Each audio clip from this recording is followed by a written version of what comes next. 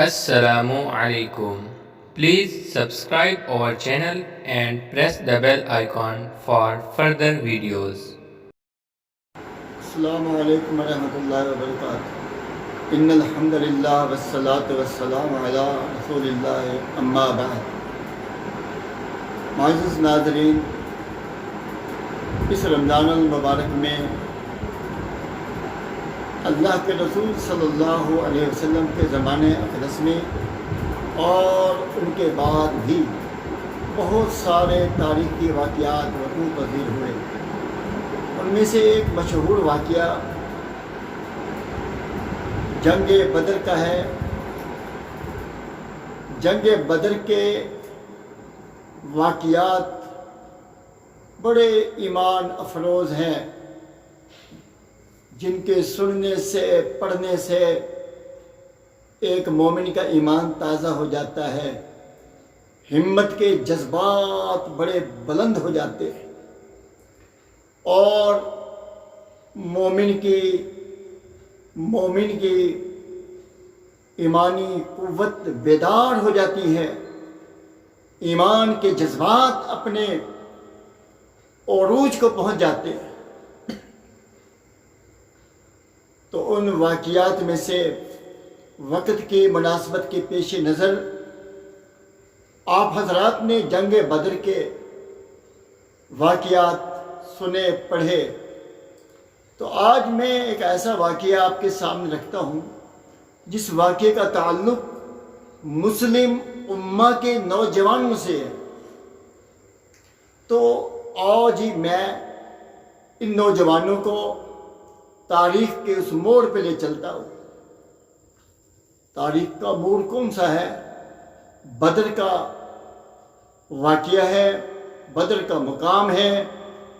اسلامی لشکر صرف 313 کی تعداد اور ان کے مقابلے میں کافروں کی تعداد ہزاروں میں، اور اسلامی لشکر کی مٹھی بھر تعداد کی قیادت امام الانبیاء سید الانبیاء جناب محمد الرسول اللہ صلی اللہ علیہ وسلم فرما رہے ہیں، اور کفار کے بہت بڑے لشکر کی کمانڈ ابو جہل کر رہا ہے۔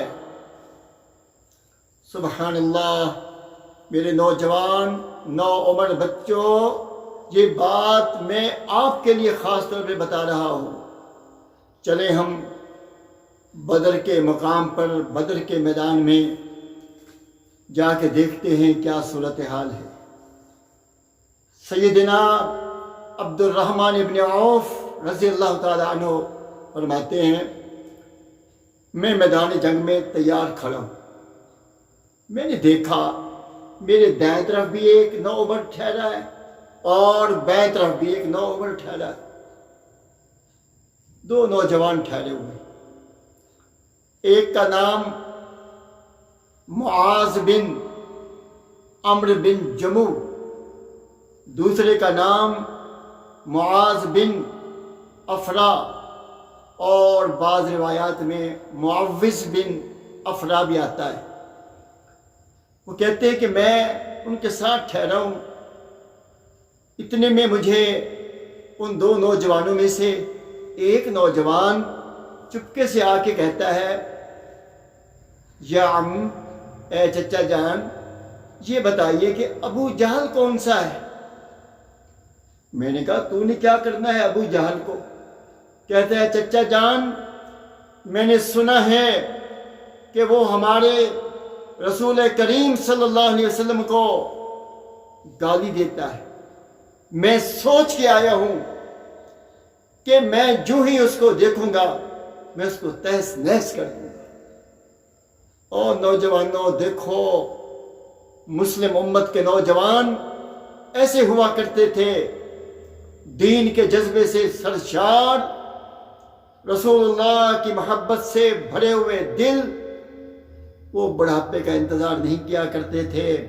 ابھی تو ہم نوعمر ہیں، ابھی تو ہم نے دنیا کے تماشے دیکھنے ہیں، جب بوڑھے ہو جائیں گے کسی کام کے نہیں رہیں گے، پھر ہم مسجد میں جائیں گے، نمازیں پڑھیں گے، پھر ہم اللہ اللہ کریں گے، اس طرح کے نہیں ہوا کرتے تھے وہ۔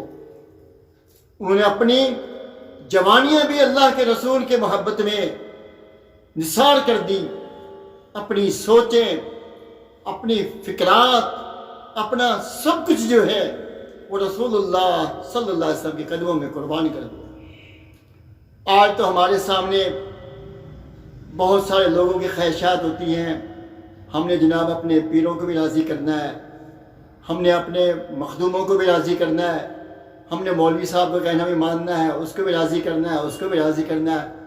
رسول اللہ کے صحابہ کا کیا معیار تھا کہ وہ صرف اور صرف اللہ کے پیغمبر صلی اللہ علیہ وسلم کی رضامندی کو لازمی سمجھا کرتے تھے، اللہ تعالیٰ کی رضا کو وہ سب سے اعلیٰ و بالا سمجھا کرتے تھے۔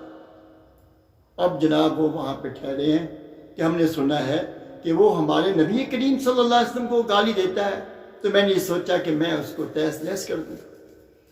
اتنے میں سیدنا عبداللہ ابن مسعود رضی اللہ تعالیٰ عنہ فرماتے ہیں، بلکہ سیدنا عبد الرحمن ابن عوف رضی اللہ تعالیٰ عنہ فرماتے ہیں، میں نے کہا وہ دیکھو سامنے ابو جہل ہے۔ ابو جہل کس حالت میں تھا؟ اس کے آس پاس اس کے جنگجو تھے، اس کے آس پاس اس کو ماننے والوں کا ایک جھرمٹ تھا۔ جس طرح گھنے جنگل کے اندر گھنے درختوں کی ایک باڑ ہوتی ہے، اس کے درمیان میں بڑے حفاظتی کر و فر کے ساتھ، بڑے تکبر کے ساتھ اپنی گردن اکڑائی ہوئی اور اس کے اوپر سوار بیٹھا ہے۔ عبد الرحمن ابن عوف کہتے ہیں، میں نے کہا بیٹا وہ دیکھو ابو جہل۔ وہ کہتے ہیں بس وہ دونوں ایسے جھپٹے اور ابو جہل کے گرد اس حفاظتی دستے کو چیرتے ہوئے اندر گئے اور جا کے ابو جہل کو تلواریں مار کر گھوڑے سے نیچے گرا دیا۔ میرے بھائیوں دیکھیں آپ اس بات کو، نیچے گرا دیا۔ جب وہ نیچے گرتا ہے تو دوسرے نے بھی اپنی تلوار کا وار کر دیا اور وہ شاہینوں کی طرح جھپٹ کے واپس آنے لگے۔ پیچھے سے ابو جہل کے بیٹے اکرمہ نے حملہ کر دیا اور ان میں سے ایک نوجوان معاذ بن افرا، اس کا بازو، بلکہ معاذ بن عمرو بن جموع کا بازو وہ کٹ گیا اور چمڑے کے ساتھ لٹک رہا تھا، ایسے ایسے کر رہا تھا۔ بھاگ کے آئے، کہتے ہیں اللہ کے رسول میں نے آپ کے دشمن کو قتل کیا ہے۔ وہ کہتے ہیں اللہ کے رسول میں نے قتل کیا ہے۔ کتنے فخر کی باتیں۔ اللہ کے رسول فرماتے ہیں مجھے تلواریں دکھاؤ۔ دونوں کی تلواروں پہ خون لگا ہوا تھا۔ کہا تم دونوں نے اس عدواللہ کو، اس اللہ کے دشمن کو قتل کیا ہے۔ ابو جہل گر گیا، جنگ فتح ہوئی۔ اللہ کے رسول صلی اللہ علیہ وسلم فرمایا ابو جہل کا تو پتہ کرو اس کا کیا بنا ہے۔ حضرت عبداللہ ابن مسعود رضی اللہ تعالی عنہ وہاں سے گزر رہے تھے۔ ابو جہل کو دیکھا، اس کے آخری سانس تھے، اس کے گلے میں سانس اٹکا ہوا تھا۔ بات لمبی ہے، مختصر یہ کہ سیدنا عبداللہ ابن مسعود رضی اللہ تعالی عنہ نے ابو جہل کے سینے پہ قدم رکھ کے تلوار کے ساتھ اس کا سر کاٹا اور اس کا سر کاٹ کے لے کر اللہ کے رسول صلی اللہ علیہ وسلم کی خدمت میں آپ کے قدموں میں پیش کر دیا کہ اللہ کے رسول یہ ابو جہل کا سر ہے۔ آپ نے اس کے سر کو دیکھا تو فرمایا کہ یہ اس امت کا فرعون ہے، ابو جہل اس امت کا فرعون ہے۔